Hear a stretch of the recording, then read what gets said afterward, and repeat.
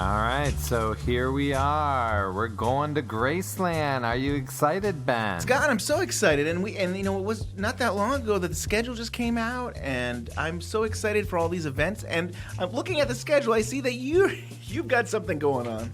I do. I have 3 panels that I'm hosting at the Graceland event. And I want everyone to come out. No, there's 3, 1 a day, so it's not that many. It's just 1 a day. You get your little taste of Scott every day that you're there. And the Friday, so from 10:30 to 11:30, it's floating into the night with Scott Ryan. And this is the first night.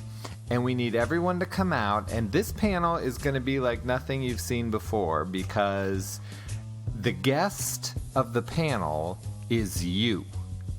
All of you. Everyone who comes. I want everyone eventually to be up on stage talking with me. We're going to have a lot of fun. I'm going to get a line on the side and just line people up. And then you're going to come up and I'm going to throw a Twin Peaks topic at whoever the person is. And then we're going to talk about it for like 20, 30 seconds, get their theory, get their take on Josie or, Richard Horn or, Cream Corn, whatever it is. And it's just going to be fan theories. And it is not for serious. They wanted me to do something fun and like a late night. And I'm kind of viewing it as a game show that has no points and you win nothing. But it's just for fun. It's going to be total fun. There's going to be singing, there'll be dancing, and it's just fans talking about Twin Peaks for an hour. That's great. And that, right before that is they're going to be doing a screening of Twin Peaks episodes. So it's people just have to stick around until after that and then get to hang out with you. Yeah, it's going to be fun, and it's going to be floating into the night. And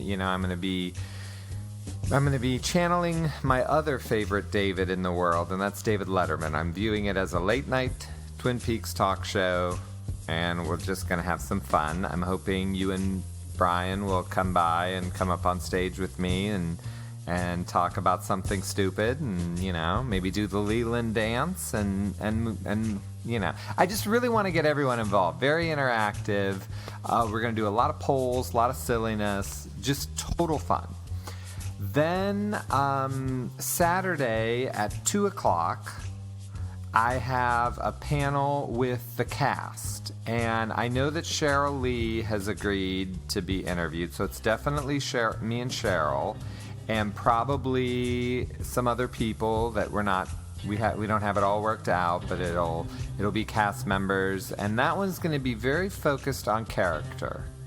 Going to really talk with the actors about character. A very much, not an actor's studio at all, just very much about how they interact. I've been talking with Cheryl Lee about what she kind of wants to do, and she has some ideas, and we're sort of still working it out, so I can't be too specific on the Saturday one. Then Saturday night is Twin Peaks Unwrapped Live. What do you got planned for that? That's yours. That's ours, yeah. So, I think it's going to be like our regular show that we do, but live with a live audience. And yeah, we're still working it out too, but I imagine we'll have segments, we'll have a bunch of people. I hope you will come too. Since if you're inviting us to yours, I hope you'll show up. But ours is even later. Ours is Saturday, starting at 10:45, going to midnight. So I feel like an old man. I hope I can stay awake for the whole thing. Well, I'll tell you what I want to do on your show. I don't want to necessarily be a guest. I'll happily be a guest. But what I want to be the microphone guy out in the audience. If you're going to take questions, I want to be the guy running around I want to be your Guillermo from Jimmy Kimmel is what I'm saying. You know what I mean? If you need something, I want to run out and get it. If someone asks a question, I'll hold the mic. I'll be there for you as like your errand boy or something. Well, thank you. We'll have to do that. We'll do a segment, or we'll do a portion of the show, Q&A. Thank you, Scott, for volunteering to do that. I just think that would be fun. It would be fun. Really something to go out and be out there with everyone. Because I'm a people person. You're bringing people on the stage to your show, and then you're going to the audience for our show. That would be fun. Right, there we go. And then on Sunday, from 2:30 to 3:30, I have a panel that I am pretty sure that it's just going to be me and Sabrina Sutherland. That is what I had pitched. On the thing right now, it says Twin Peaks cast, so maybe there'll be other people. I'm not 100% sure. But that hour is based on production. So it would not be so much about the characters or the plots. It's going to be more about creating television. So if I do have some of the cast members there, it's going to be more on that side of it. What I had talked to Sabrina about, and she already said yes and is good to go, is just basically discussing what it's like to produce an 18-hour movie. Yeah. Because that's what she did. So a really in-depth, very high-level discussion about production on Twin Peaks. So there's no better person to talk to than Sabrina. I know, that's what I think too, and that's why I really just want to have her for the whole hour, and she's good with it. We're still working these details out, and I'd love to have guests. Obviously, if Sherilyn Fenn wants to stop by, I'm never going to tell Sherilyn Fenn no. I'm just not 100% sure what's going on. That's sort of what has been pitched. But it's going to be great. I think they put a wonderful schedule up, a ton of fun stuff. And it goes to late Sunday. That's the thing I want to tell people. Don't book your flight home early Sunday. It goes all the way to 10 o'clock Sunday night. Is that right? Well, I purposely am not going home till Monday morning, so I'm glad to know that. Right, me too. Yeah, that's really good. Well, and some people don't think they can make it to the event or the whole weekend event because of the price, but they actually came out with another price package, and the experience package that's only $150, which, I mean, that's a great deal that you get a lot of the experience. I think you get into all of our events for that price. You do, and no fest has ever had tickets as low as $150 since way back in the 90s. I mean, there's no reason not to show up at this point for those things. And as you said, you can get into all the stuff that Twin Peaks Unwrapped and the Blue Rose are doing, because we're men of the people, right? We're the commoners, right? We're the commoners. Yes. So I'm so excited that we're all going to be together. I always feel like you, me, and Bryon always have a great time when we're all together. Yeah, and we go back to the Great Southern when we did those events when we first really kind of met in person. So it's really exciting that we get to celebrate the 30th anniversary at Graceland. Yeah, because remember, we were together at the 25th anniversary, and we did the How's Annie? That's right. John Thorne and you and I and a lot of our friends were at the Great Southern celebrating the 25th anniversary. So it's really something to be 5 years later to be able to get together again. And it just feels it feels so special, and I can't wait to see you and so many other people.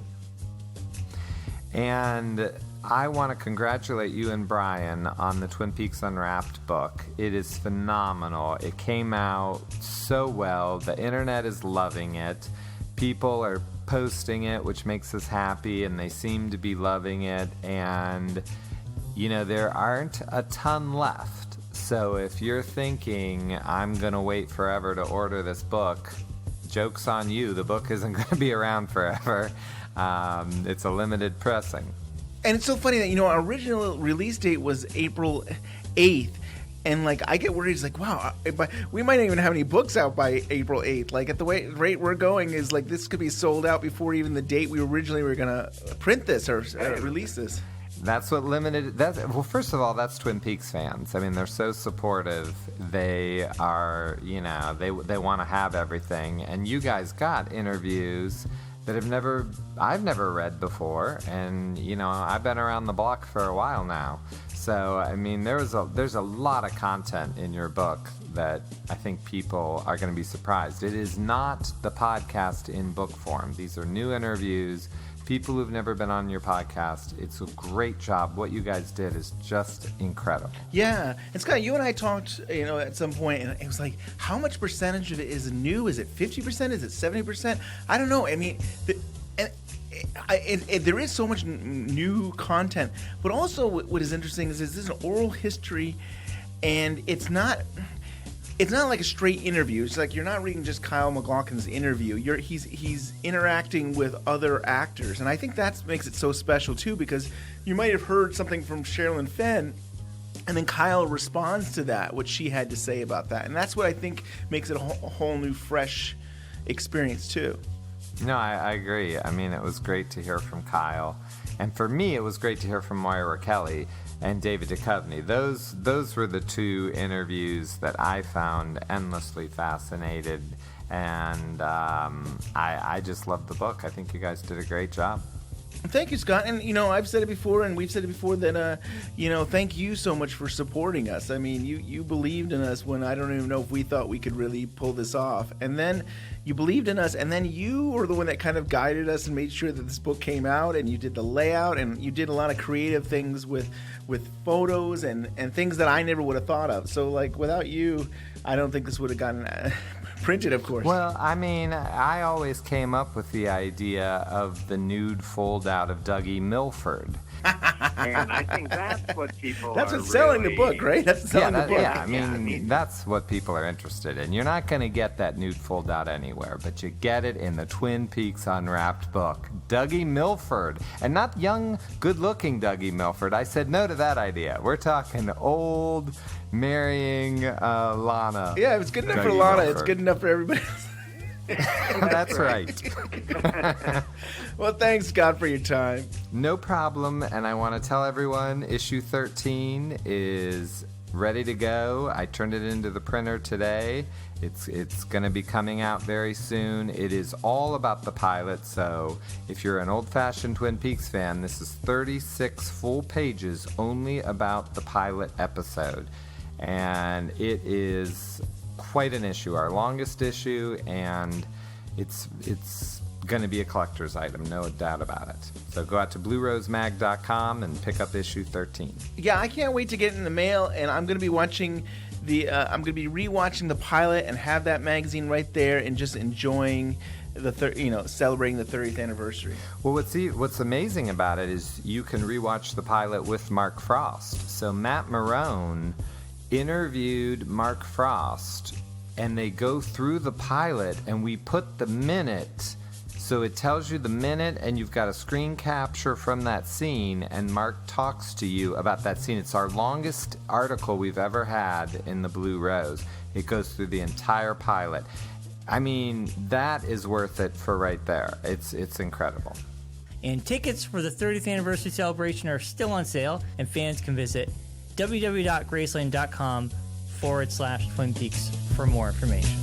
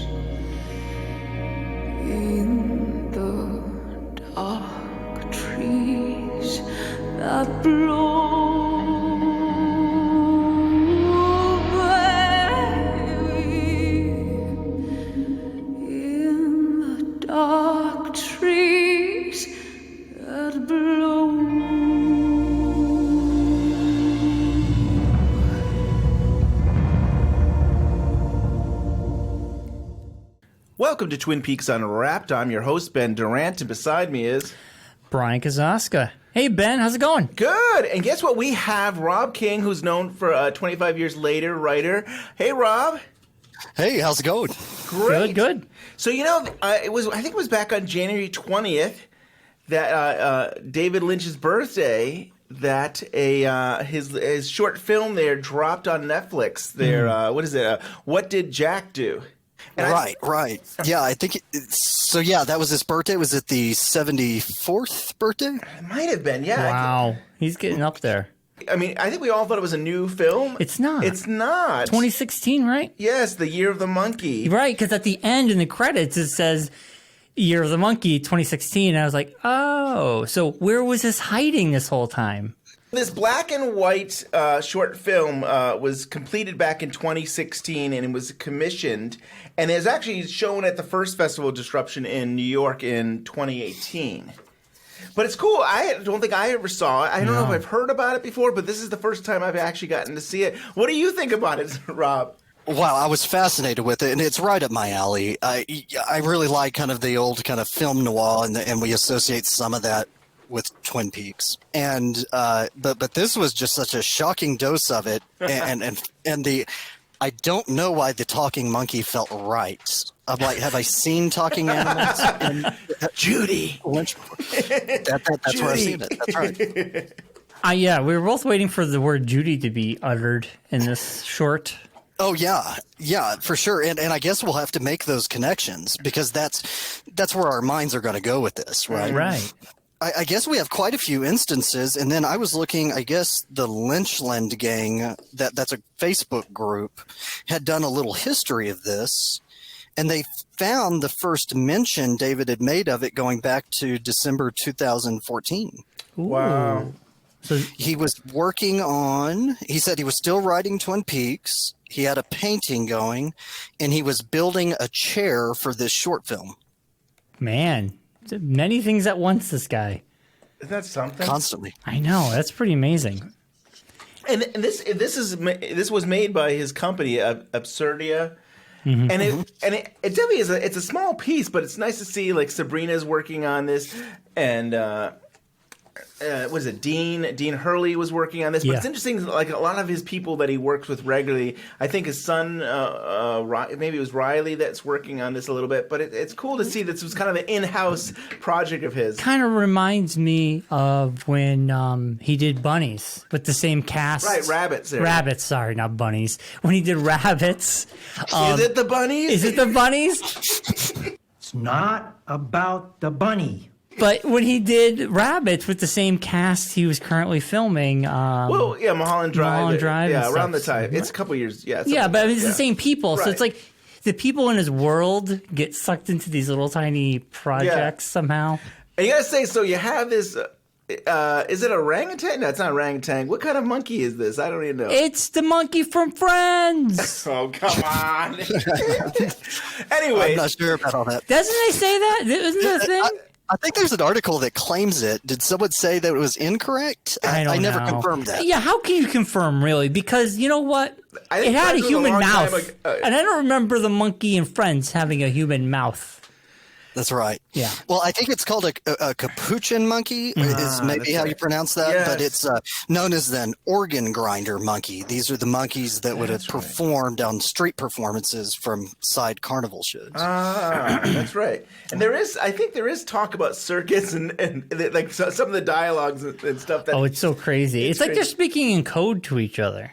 it's very Lynchian. Yes, very Lynchian. I'm kind of hoping maybe we can break some of that down. So, I'm ready, Rob. Yeah, Rob, you want to start it off? Yeah, you tell us when you want to break down because I'm all for it.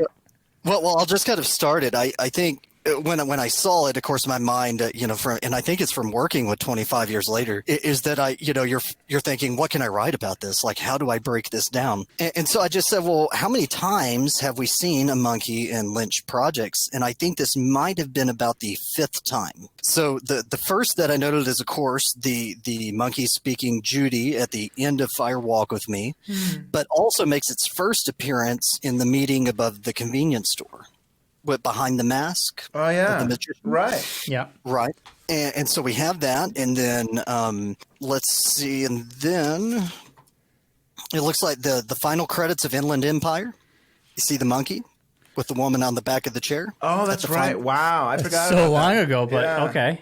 Yeah. The third was a lot more recent, and that was in well, I guess I'm going out of order here, but in 2017 he did that little promotion trailer for the art deal at the Camera Image Festival, the White Monkey. Wow. Does that Do y'all remember that, the black and white promotional? I don't remember that, but I don't follow sometimes his If you looked it up on YouTube, it would come right up. So this is part of his little short promotions he's been doing since the return. Oh, okay. And then the earliest I could find, and I couldn't remember it, but I've gone back and looked it up since I started these notes, was in The Elephant Man. There's a scene where he's put into a cage with some monkeys that are screaming at him, but these are more baboon monkeys. Okay. That there's a legacy of monkeys in Lynch films. Definitely. Man. This is great. I did not know. I know. that. I feel like if I could think long enough, I feel like could there be more out there? But I can't. I'm sure there's more references. I strung this out about as far as I think you could string out. If Twin Peaks had continued on ABC, they would have added a monkey in that third season. Yes, just like Friends. They would. Audrey would have got a monkey. They adopt a monkey. They want to test out having a child, and they thought the monkey. They adopt a monkey, and they hang out at a coffee shop. Yes. Well, that may be not too far. What we had what was it? Was it an alpaca that looks Cooper in the face? Yes. Right. Yeah. Llama alpaca. Right. We had Waldo. So, that's true. So they're familiar with animals. So maybe they go back. Yeah. They go back to the veterinarians and they say we want to get a pet for ourselves, and they end up getting a monkey. That man. I guess I have to start working on my own fan fiction. Yeah. Ben Durant's Twin Peaks fan fiction, season 3. Oh man.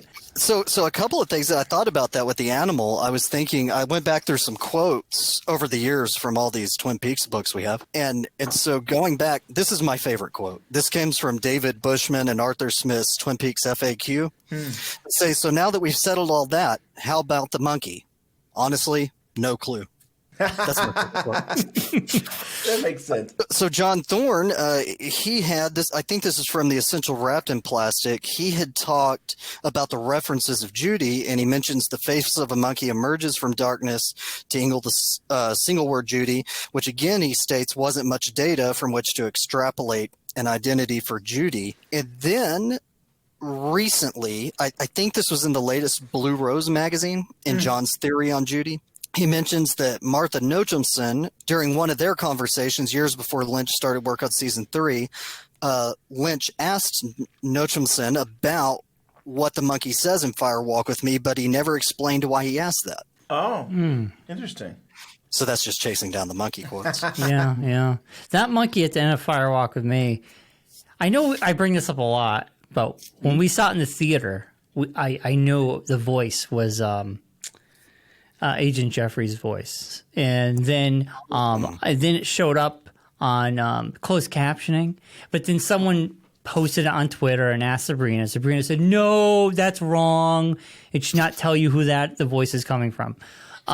But if you turn that volume up for the ending, it is definitely Jeffrey's voice. I mean, so to me, it bizarre. always made sense. I never heard the voice, but it always made sense to me that, like, so he's telling the story to Cole when he comes back to the FBI office, and he says, I'm not going to talk about Judy. In fact, we're not going to talk about Judy at all. We're going to keep her out of it. Gordon? I know, Coop. Who do you think this is there? Suffered some bumps in the old noggin, it fell. What the hell did he say there, Albert? That's Special Agent Dale Cooper. For God's sakes, Jeffries, where the hell have you been? You've been there near 2 years. I sure as hell want to tell you that. Darman Bosie. This is you see the whole room, and it's like, well, where's Jeffries? And he's talking about that, and like, if he's not maybe the monkey, I mean, maybe he's hidden in that mask. Right. Even though the mask, I would think, would be the grandson or something, but it seems, I don't know. He could be the monkey. I don't know. Now we're going down the down the monkey rabbit hole. I mean, what else do you do with this? I know. But yeah, I think that was the theory that a lot of people had for a long time, is that's what it was. And then recently, some other people have pointed it out, but it certainly came to me in my notes, and that was a reference to the Lynch biography Christy McKenna was talking about in Room to Dream. The movie script for Antelope, Don't Run No More. Oh.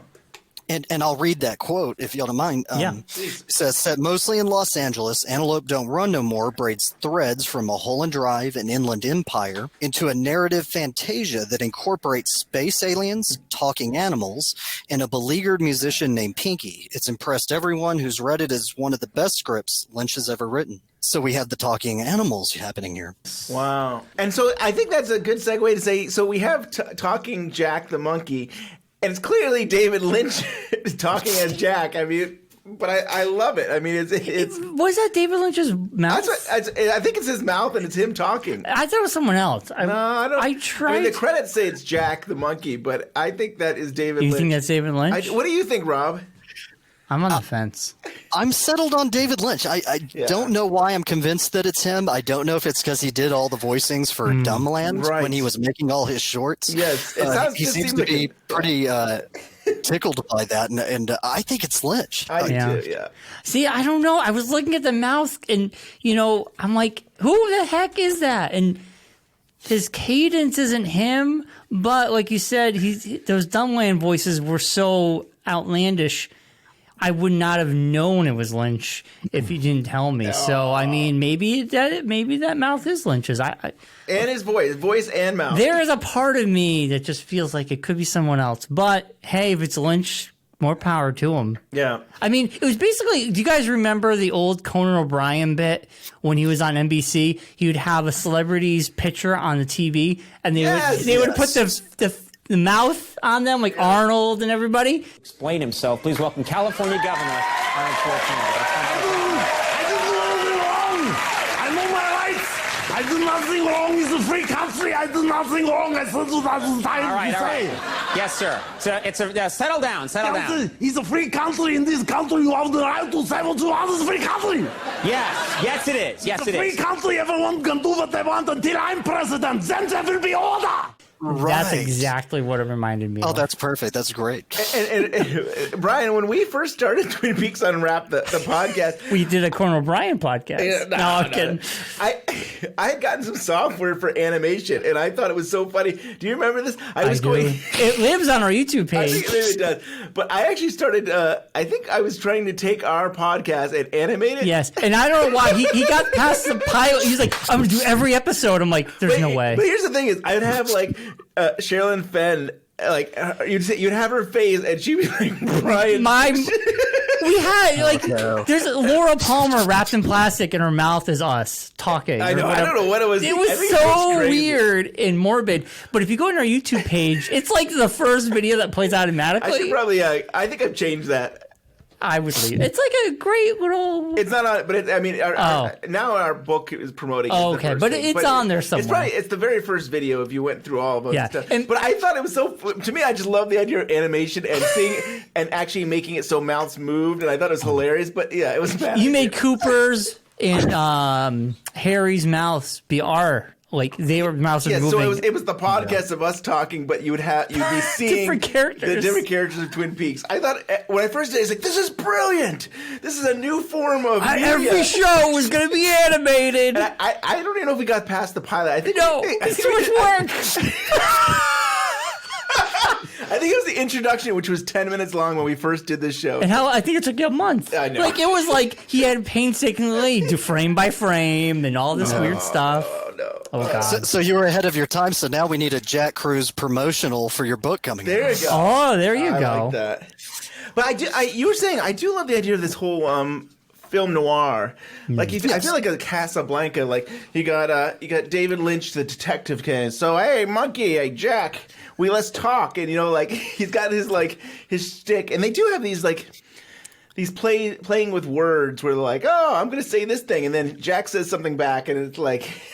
I want to know the decoding, Rob. Yeah. Well, let's kind of go there. I think that film noir really is kind of the way to unpack this. And he's having a great time. And I may have had a few revelations, at least some options for us as we kind of go through it. So I'll give you the summary that I wrote out here to kind of just give some context to what this short is about. So Jack Cruz is the name of the monkey. So Jack's conundrum seems to be this. He's in love with Tutataban, a hen. Much like Fred Madison of Lost Highway, he seems to be particularly jealous. He begins to suspect her of cheating on him with Max Clegg, who we suspect to be a turkey based on the line of questioning by the detective, where he says, "There's an elephant in the room. I'd like you to start talking turkey." And they found feathers. Sally is an orangutan who Jack's claim is with Shelby Tidsworth, the janitor.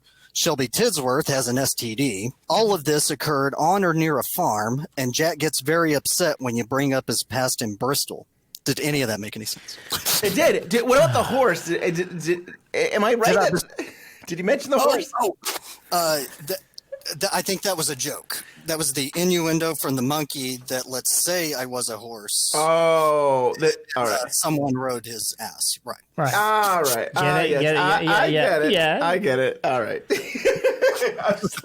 He did say, if I was a... Yeah. All right. I mean, it makes sense. It's like, if you break this down on paper, like it sounds like a melodrama. It sounds so soap opera-ish. Or, I mean, I think of things like Casablanca, where it's like, here's looking at you, kid. I mean, like, you have that kind of play where they're kind of like, I know you've been up to, girl. And she's like, you know what I mean? Like that. I love it. You should just keep going. I like the voices you're doing. Hey, girl. You know what I mean? Like, yes, it's kind of like, they're kind of like, we're very serious and we've got things to say. And yeah, but they're speaking a whole different language. I know. These codes that mean things to each other. But like, when you break it down, Rob, what I'm saying, when you strip that all away, it just sounds like a soap opera. And then you add all these elements of there being Lynch and a monkey and their interrogation. It becomes like this weird world. And you mentioned elements. Lynch did the sound design of it, and there is these. He always does. He always does. Yeah. They're located on a train station, so I think the monkey was trying to get on a train, and I think they're actually holding it up because of the murder. Yeah, remind me of the hotel room a little bit. HBO's hotel. Yeah, that's right. It all takes place in one room. Yeah. So that really is part of the send-off to the film noir kind of idea. Train stations tend to be important in these films, or they were used quite often. Yeah. And that was because of the nice location of Union Station there in Los Angeles, where Hollywood's at. They would use it as a set location. There's actually a movie called Union Station. I looked up. Actually, you can look up the trailer on YouTube. It might make a nice sound clip. Attention, please. Attention, please. Attention, please. Under the eyes of the thousands of travelers passing through the portals of a great city, an amazing drama is taking place, filmed by Paramount right on the spot in Union Station. Here in every doorway, at every corner, stand watchful men on a deadly vigil with a girl's life at stake. They made contact. Tell everyone to move in. Track 14 signal. Attention, please. F.E. Nelson wanted on track 14. Mr. F.E. Nelson, go to track 14. Man sitting down, facing the first phone booth. What about him? He's one of them. Scream your head off. You're Sunday and you're 40 feet underground. Go on and scream. Kidnappers striking from the depths beneath the city. And the pulse-stirring story of the hunt for these jackals of the underworld is told in Paramount's Union Station, starring Bill Holden, Nancy Olson, and Barry Fitzgerald, with two exciting newcomers, Lyle Betger and Jan Sterling. Gonna send that kid home, aren't you, Joe? I mean, after we collect. She'll go home if they ever fish her out of the river. Around these two and their victim, a grim network spreads from one end of the city to the other, until the cornered jackal strikes back from the very center of this network, Union Station itself. But Union Station was one of these old detective noirs, and a girl's going to get kidnapped. And every person in a fedora sitting reading a newspaper or at the corner could be the kidnapper, and she's trying to tell the cops, but everybody looks suspicious. And if you look up, I think just a general Google search, and you look up train stations and film noir, what'll come up first is this Internet Movie Database list someone put together of called Train of Strangers, and it's a list of all these film noirs with train stations in them. So I think that Lynch set up a really nice kind of send-off to the film noir, his version of a film noir in this short. Wow. I love it. That's pretty awesome. And you wonder if Lynch had been more involved in the second season with James and he would have been on a train. Oh, what's her name though? I can't think. He leaves the Evelyn. Evelyn, but that whole Evelyn Marsh thing seemed to be like a film noir thing, and it kind of had something working, but I feel like it was missing some elements. And I wondered if David Lynch had been more involved with that storyline. A good storyline. It could have been. That's what was missing. But I mean, he had these elements of like. My brother is here and he's helping out and this is happening. Yeah, it was a love triangle. Right, you got to fix my husband's car and this whole thing. I don't know, but it was just so on the nose. Double indemnity is what that storyline is, and it was so verbatim, that story, that it's almost like these writers that had to figure out things looked back at the first season and said, well, we know film noir's in there, so let's just take this script and write it into Twin Peaks. Yeah, or let's have the least popular character take a hike to it. No, I'm kidding. And let's leave Twin Peaks. Let's leave Twin Peaks, totally. Poor James. Poor James. Yeah, So I was thinking, so there's a couple of other neat things in this that I like to play with, at least when I think about Twin Peaks and all of Lynch's work. And that's this idea that apparently who's been murdered here is, what is it? Did I say Max Clegg? Yeah. I think Max Clegg, who may be a turkey. Well, we have a legacy of turkeys in Twin Peaks, don't we? Gobble, gobble. That's right. Gobble, gobble. Right. Gobble, gobble. Fight or walk with me. You're right. James is the turkey? Was she saying James was a turkey? She was a turkey. I can't remember. I think she. He was saying she was. No, I'm not trying to remember. Rob is letting you figure it out. No, like he said something to her, and she said gobble gobble. So she's insinuating she's a turkey, right? If I remember that right. So Laura Palmer says, "I'm gone, long gone, like a turkey in the corn." Yep. James says, "You're not a turkey. A turkey is one of the dumbest birds on earth." Yes. And we're all looking at James and wondering here if he's figuring this out. And she says, "Gobble gobble." And the second that I've written down is Hawk's Living Map. Is there not a turkey next to the corn there? I think there is. Yes, wow. The corn maze. Yeah. And then the third is the turkey jerky that freaks out whatever is inside Sarah Palmer. Wow. She has an aversion to this turkey jerky. Yeah, it's new jerky. Okay. So cool. So that's all I've got. Can y'all think of any others? No. No, I think that's really good. So he's really talking about Laura Palmer. We figured it out, guys. Who murdered Laura Palmer? Mystery solved. You know, or Max is just a real turkey and he had to shoot him. So I love that. And then we're back here. This is another short of David Lynch's that's black and white. You know, it's not just film noir. He likes to work with the palette of black and white, doesn't he? He does. It looked great. It looked really good. Does. Jack, there's a moment where Jack sings. Well, yeah, that's the best. This is a very interesting moment. True Love's Flame.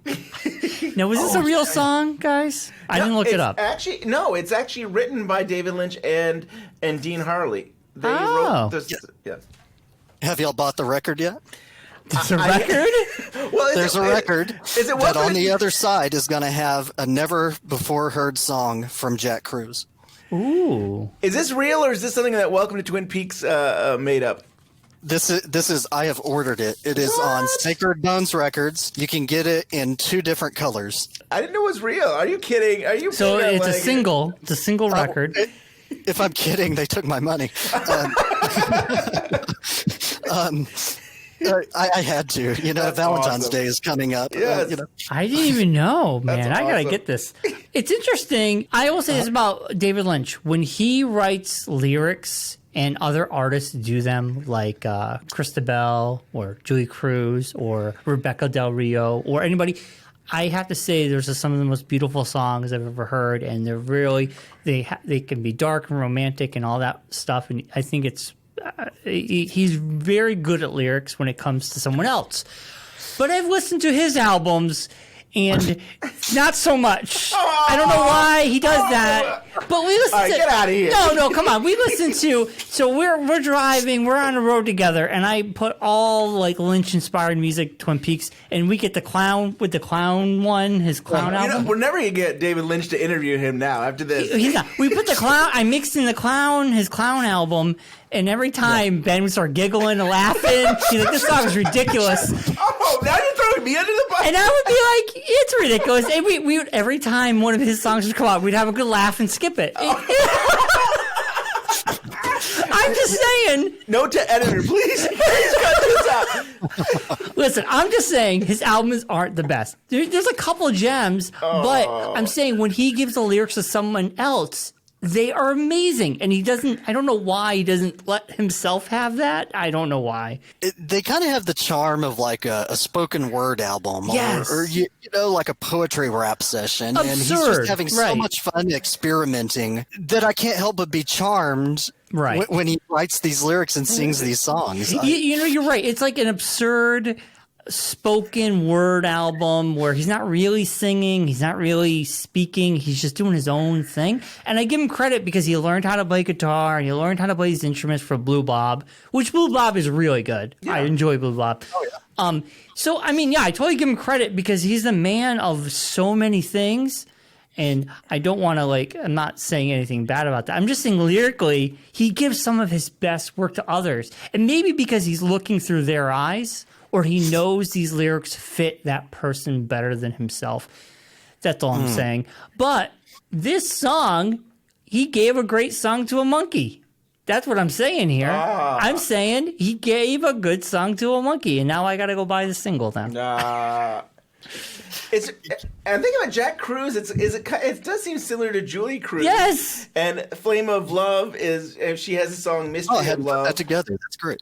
Mystery of Love is Julie Cruz's song. So I know he's recycling some material here. No, it's awesome. Oh man. That's funny.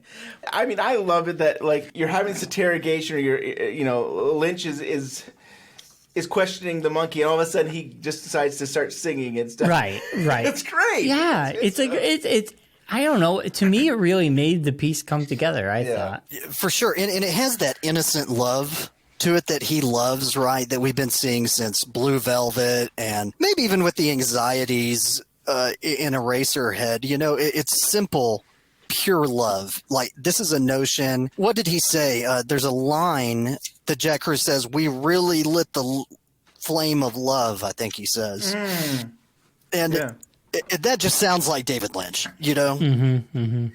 I don't know. That's just what I get out of that. And there's a lot of Lynch in this short film for sure. I forgot to mention that, it was I don't know if it was a year ago or 2 years ago. We had heard, maybe it was only a year ago. David Lynch went to Netflix. We saw a picture that he actually was. And I think everybody thought this was it. This was why he went to Netflix. It seems that way. That's what we all thought, but then we realized that this was an older film. But no, it could still be Netflix. I mean, he still could have gone. And gave him the short film to say made a contract. I see what you're saying. Yeah, Yeah. Will there be a series of shorts like that? Yeah. And this is a 17-minute piece. It's very digestible. It's not. It's not like some of the 3-hour movies that Netflix has done. Right. Yeah. Totally. But yeah, so I think we were all. I was hoping that it was a new movie. I mean, it is a movie, but it's not a 2-hour movie, and it's not new work. But it's still. I mean, it's new to me. It's new to us. It's new to us because I hadn't seen it. So I have two other kind of notes that I have, if y'all don't mind me kind of love to hear it. So one's kind of plain form, and that's that I kind of looked back, and I've seen it two ways. I've seen where lots of fandom or researchers of Lynch will allude to Wizard of Oz in his works. And of course, Wild at Heart is on the nose, but it's appeared in other places, even in The Return, Twin Peaks: The Return. People have talked about elements of Wizard of Oz. And I was thinking of his affinity for that. Of course, Martha Nochumson in one of her books pointed out that he told her that he really loves Wizard of Oz, but he likes the part up through the black and white part through the tornado. That's what he really loves. But I still thought, I couldn't help but think of the flying monkeys, these terrifying flying monkeys. And in so he's in love with a hen, and in Return to Oz, which was kind of the movie was a mixture of two of the continuation of the Oz books. Dorothy's, or I guess it was not played by Judy Garland. Her companion is a hen. And so I just found those connections funny. If you were just kind of really teasing it out, you could do that. The hen's name was Bellina. But then I looked up, and I'm doing all this kind of library searching. I'm overthinking it. And I finally sat down with Google the other night, and I looked up monkey falls in love with a chicken. Guys, it's a true story. What? What? This is based on a true story. I'm not saying this is based on let's just have fun with it here. Let me just write. So the earliest I could find was a YouTube video about this monkey that fell in love with a chicken in Indonesia from 2011. Then there's a story about the same story, I believe, in the online or the UK journal The Mirror from 2014. The headline is, "You Cheeky Monkey, Animal Falls in Love with Chicken After Market Day Romance." And my favorite part of this is if you go to Society 6, someone has made a painting of the monkey cuddling the chicken. And I could just see Lynch finding this or stumbling upon it. And then my favorite part is where they fell in love was the island of Java. Coffee. In this movie, Lynch is asking, "Why aren't you drinking your coffee?" Like, first he's waiting for his coffee. He finally gets the coffee, which is played by David Lynch's wife. Okay. Yes. And then he doesn't drink the coffee. And did you notice that he says, I'm going to find it here. I've got it kind of written out. He says, "I ordered coffee about a half hour ago, but when she brings the coffee, she brings 2 cups." Ah, that's true. Why would he have brought 2 cups? Well, maybe he knew he'd be interrogating him? Or maybe she knew that a cop was in there with him. Ah, yes. Oh, yes. Could be. That makes way too much sense. We could use that as a mystery. That's a good find. That actually. I thought you were going to tell me a turkey was involved. Then I was really going to go out of my mind. I need there to be a turkey involved. I'm going to research for it. What I want to know is what was the outcome? What happened to that romance of the? Oh man, I didn't follow the sex lies and videotape. You should have called up. You should have tracked down where that happened and said, "Is this romance still going on?" You're a reporter. I'm a reporter. I need to know answers. The monkey killed the chicken. The turkey got involved. Things happened. So it's based off a true story. See, it's like the straight story. Oh. I forgot, what is this rated? Is this? I'm trying to remember what it's even rated. Is it actually? I don't think it's rated. It's TV 14, so it's not. If you're under 14, man, this short film's gonna blow your mind. I was just thinking the straight story was it was G, wasn't it? Yeah, it was G. Yeah, G, right. I don't think this could be rated G. No, I guess not with some of their language and the horse thing that I somehow. The horse thing. What the poor guy with his STD there. The end of the film is Jack actually sees his chicken. Yes, lover. the hen shows up or whatever. Yeah, Tutatamon. That's pretty good, and I love that. I mean, we're just ruining the whole thing because people, it's not that big of a story. Spoilers. But yeah, I love that all the action happens off screen. Yeah. Right. And it's beautiful. I mean, that's how they used to do it anyways. That, Jack runs after the chicken and then Lynch follows him and you just hear things and it all happens off screen. Yeah. But it's cool. Right. And I read this quote last night and I just really loved it and just kind of reading by David J. Hogan. And it's the same company that did the Twin Peaks FAQ. This is Film Noir FAQ. And he's talking about a movie that has a train station. It's called Act of Violence. And he says when the two antagonists and the inept hired killer come together at a train station, and then in parentheses, where journeys begin and end. And I loved that when I thought about this. I thought this could be the beginning of Jack's story, but somehow it has to end up back in this train station or in a train station, It's pretty cool. I mean, it's hard to tell if this has been successful or not. It's like they just dropped it. I mean, I think that was brilliant too in some way. Netflix didn't promote it. It just dropped on David Lynch's birthday. How would you promote it? I mean, really? I mean, David Lynch.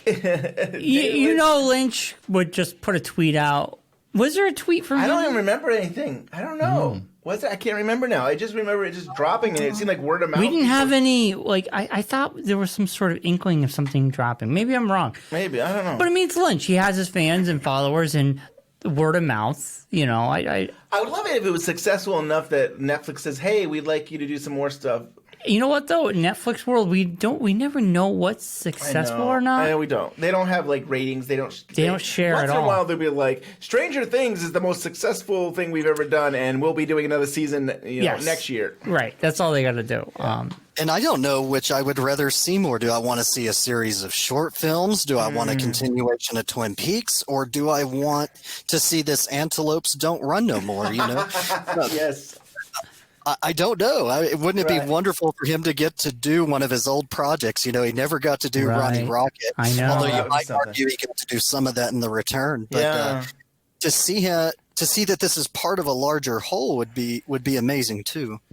Yeah. And this definitely makes me think of DavidLynch.com when I was a subscriber, that he would do all these kind of short type of things. And he didn't need a big cast. He was kind of like, sometimes it would be him and his son yodeling, or it would just be like little things here and there. And I totally could see him continuing doing this if something like Netflix, or, I mean, there's so many places you can go now. I mean, whether it's Netflix or YouTube. I think Netflix seems to be the best place for him. I agree. Yeah. Is there anything else we want to talk about related to this? I mean, I don't know.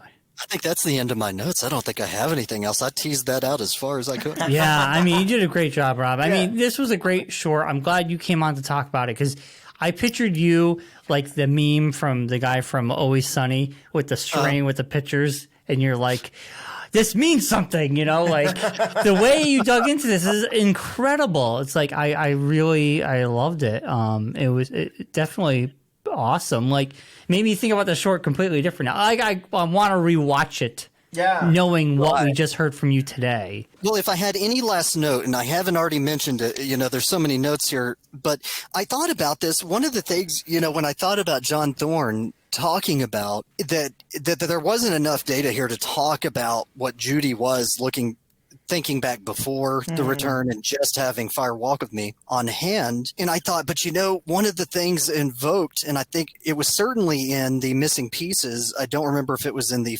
original cut, was one of the things invoked in there was the man with the cane and the toboggan, one of the other woodsmen perhaps, and he invokes animal life. You know, they say electricity, and one of the other things is animal life, and later you see a monkey under the mask. And I tried to go back and watch it, and I don't think those time out perfectly where you would see the monkey revealed right after he says that. But, you know, one of the theories I think people had was that monkey originally was about that animalistic violence in man. That was behind the mask of Ray. This is like the monkey almost alluded more to Bob than Philip. He was this animal nature, this primalness. And David Lynch in his later career is having a lot more fun with this monkey. So. That's for sure. There's some event stuff that's coming up soon, and you've been you've been doing so much. Can you share some of the things that's been going on? Right. So on my palette right now, so I haven't written for 25 Years Later in a few months, not since August, which I'm really hoping to get back to getting them something. So I've kind of stepped away, but that's more about a time schedule. I'm still a 25 Years Later writer, hopefully always will be. And one of my distractions was I was able to get a book contract a few months ago, and that is for a book on the American West and David Lynch's filmography, as well as all of Twin Peaks, the books, everything. So what it is I just kind of thought, you know, I've read a lot of Lynch studies, but I haven't really seen like a regional approach to it. And so the Southwest, I work at a library and we focus on the Southwest region. And I thought, you know, Odessa appears in The Return. You know, you had Washington State with Twin Peaks. You have the Lewis and Clark expedition and The Secret History. And I said, I just think there's a lot more here. So I wrote an essay that should be out. It'll certainly be out by the time this recording's released. And that's for an online academic journal called New American Notes Online. They call themselves for short NANO. That's the acronym. And their issue 15 is going to be a special issue on Twin Peaks: The Return. And so I wrote about some of these Western themes, and then I thought, you know, there's so much here, it could maybe be a book. But I was interested in kind of crowdsourcing and see what other writers and academics thought about the subject. And let's see, I'm trying to think. The call for papers on that closed sometime around November, and the full papers will be reaching us starting next month in March. So I'll have more about that book down the line. And also look for that Nano when it comes out. I believe there's going to be 8 to 9 contributors with an introduction and an ending essay in that. I was going to say, where would people go to find that? So you're going to find this freely available. You can read every essay. There's no paywall on this, and that is New American Notes Online. The web address is NANOCRIT. That's nanocrit, probably short for nanocriticism.com. nanocrit.com. And that'll be out by the time that this podcast comes out. So the event related to that is because of the book that I'm working on and this essay that started that, I'm in Lubbock, Texas, which is kind of closer to the panhandle of Texas, and not a very popular town, kind of smaller, but a medium-sized town or city. And we have started over the past 6 years a local Comic-Con, a comic convention called Lubbock Con. And so this is going to be happening at the same time as the huge gathering of Twin Peaks stars in Fayetteville, the Fayetteville convention. But while everyone's distracted with that, actually Michael Horse will be coming to Lubbock. Wow. And I'm going to get to moderate that session, which is an honor. Wow. And I will interview him for an hour on Saturday, February 29th, and an hour on March 1st, which is that Sunday. When do you think the book will be done? Like, you're just starting the book? Right. So we will get the full papers and we'll begin our editing process. This takes much longer than you would think. I believe it is actually more projected for the August or the fall of 2021. So probably the fall is going to be a ways.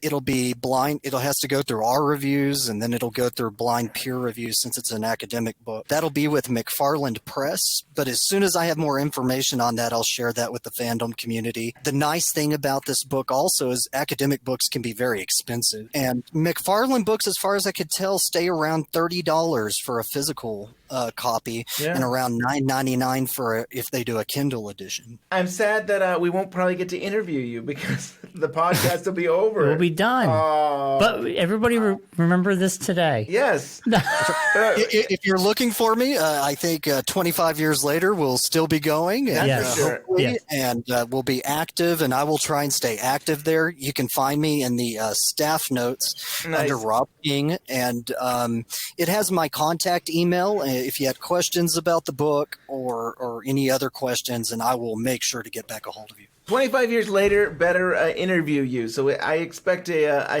expect an article about your book. Some year and a half or so. You get away without it. Wow, so you've got a lot going on. I mean, that's pretty exciting. I know, busy. Oh, it's going to be a busy year. It is, but I guess a part of that. So, but the good thing is, in a couple months, we're going to have your book on hand, and we're going to have Courtney Stallings' book on Laura Palmer. We're going to have the conversations with Mark Frost, and so that gives everyone a little bit of time to catch up with all this wealth of reading on these topics. Yeah, 2020, it's going to be a good. It went from like nothing, I know, to like a trickle with Brad Dukes and John Thorne to like the gate. Well, this is the year. This is the 30th anniversary of Twin Peaks. Know. Yeah, Blue Rose Magazine's got their issue 13 that is focused on the pilot. I mean, it's going to be a good. What are you celebrating the 30th anniversary in any way, Rob? Or is there anything that you just got to do to celebrate? Oh, that's a good question. I'm almost certainly going to have to do something locally. I don't know what that is yet, but I will not be able to make Graceland, I'm afraid. Yeah. And that's just a little more than I could do. But I'm sure I'll find a way to celebrate in my own special way. Yeah. Cool. Nice. Do a marathon or something. Yeah. Yeah. Listen to our podcast. I'll listen to the podcast. That's right. Yeah. Man. Well, this has been great. I mean, it's so cool to have new David Lynch stuff to talk about. I know. It's crazy. I just think we're far from the ending on this. I think David has. It was just. It just feels like a wink and a nod. There's more coming, whether that be shorts, whether it be a film. I just can't take my mind off that meeting he had with Netflix to release a short film he had already released. I just feel like there's got to be something else around the process. Yeah. I kept on thinking, they're just testing it to see how did this do. And that's why I'm hoping it did well. I'm hoping that if you guys, people who are listening, and you haven't watched it yet, go watch it on Netflix, because maybe that will get Netflix interested in doing something else with Lynch. Do you guys want to make before we wrap this up, you want to make a prediction? I mean, I feel like by the end of the year, one more thing will drop by David Lynch on Netflix. That's my prediction anyway. I mean, do you guys have any thoughts on that? I agree. I feel like one more thing is going to drop. We're not talking Twin Peaks. We're just talking about anything related. Totally anything, yes. but David Lynch directed and, Or they'll wait for his next birthday. I was thinking that too. Every birthday he'll just drop one. That would be kind of cool. You have to wait till was it January 20th? Is it, I believe? That's a long time though. Well, I'm going to be very anxious and excited around the celebration of the 30th anniversary there at Graceland. I just feel like that audience is in for some kind of special treat, and maybe with his connections with Netflix now, that could be a treat all of us could see. I agree. Yeah. So, Rob, I'm going to Graceland because my wife is insane, and that's great. We had finished the book. We were about to finish the book, and my birthday is April 1st, so I'm a fool. But I mean, it's only 2 days. I think it's April 3rd is actually the event. So my wife is like, you should do this, and I didn't even tell her about it because I put her through enough trouble this year with this book. But I think I liked it on Facebook. And Facebook is funny how they then put ads, they put things in certain places. So my wife saw it on Facebook, not telling her, and it probably knew that Ben liked it, or I don't know. And she's like, she just texted me and saying, you should go to this. And I was like, okay. Nice. So, yeah. I had a whole scheme worked up. I said, man, if I could get on a panel there talking about anything, I could justify it as a work expense. I get the slightest of travel budget being working at an academic library. And I thought I'd be presenting on something I'm a specialist on, that I could have justified it. Then I saw all these people writing that same idea. And I thought I'll just got to sit back, let it happen, and not spend the extra money. But I know. I'll elbow some people and say, let's see if we can get a panel. I'm going, but I also hope for Twin Peaks Unwrapped to somehow have a presence there in its own way. And I know that's something we got to look into. Oh, you almost have to, right? Yeah. Yeah.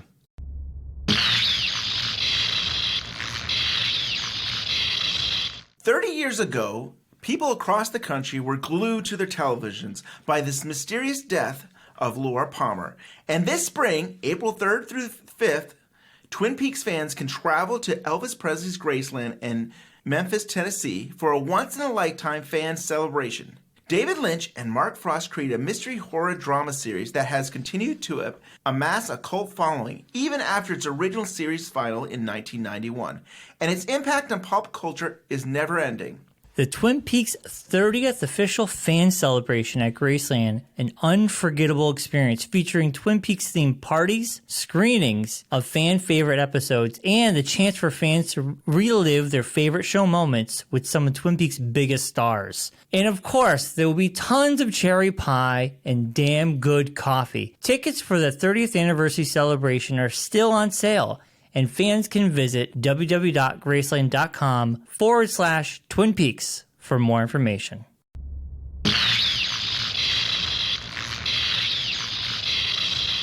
Don't forget to go look at the, is it Sacred Bones Records, who I think Dean Hurley has released his records on, his projects. His last record came out on it. And that is the company that was doing the Jack Cruz record. Oh, cool. So there seems to be a Dean Hurley connection there. And don't forget to go look that up. And if you're a fan, make sure you get that while it's available. I got to get one. Thank you, Rob, for bringing this up because that's pretty cool. I saw this on Welcome to Twin Peaks, and I thought it was a joke. It looks like a joke. It doesn't look real. Rob is bought into the joke, though, so let's hope it's real. Either that, they're just taking your money. Oh, no. April Fools. You got me looking it up now, so you got me, I'm like, did I get scammed? No, it's there. No, I'm sure it's real. I'm looking at it. Yeah, it's really real. funny. It's real. We'll put a link. There it is. Yeah. We'll put a link in the show notes for everybody out there.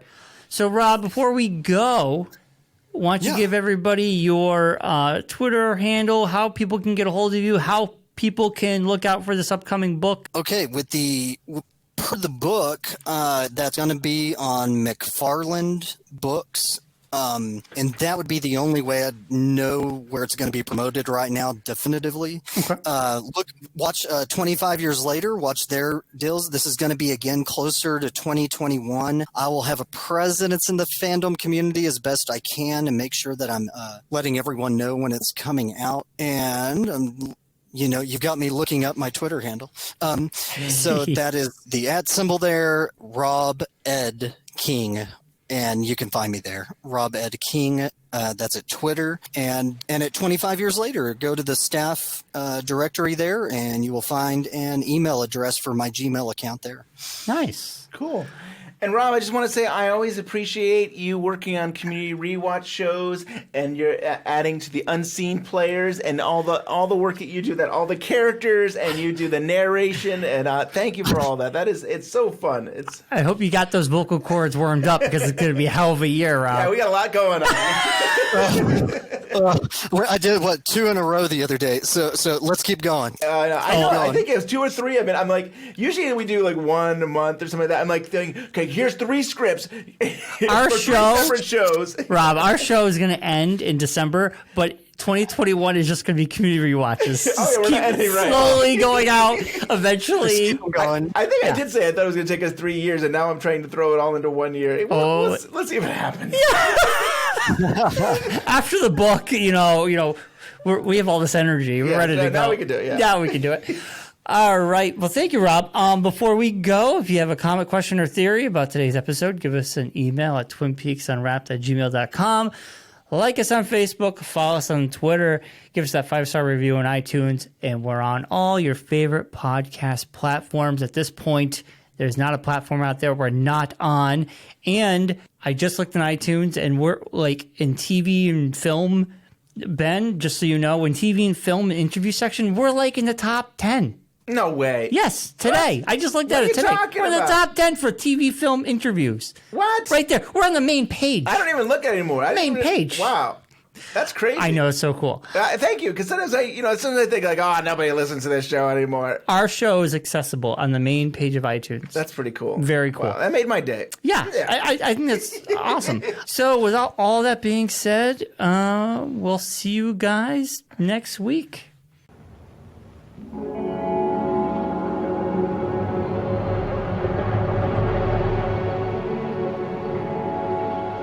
True love's flame burns so bright. It's love's delight.